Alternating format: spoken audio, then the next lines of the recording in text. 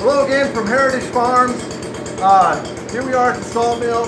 One of the things that every owner of a sawmill knows is that you got to get rid of the sawdust. Well, we always like to use the shovel, but here at the Heritage Farms, we get rid of that, and this is what we use.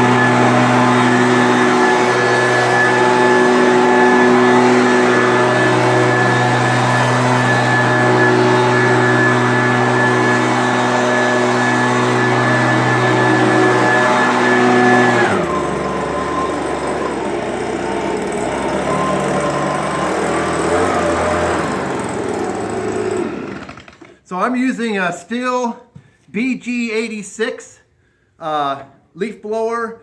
It's not the most powerful, but it's very economical, and I got this from Tom's Lawn and Garden in Jasper. We buy all of our Stihl chainsaws and equipment from Tom's Lawn and Garden in Jasper. They always treat us well. They service their products really well, and we really like them.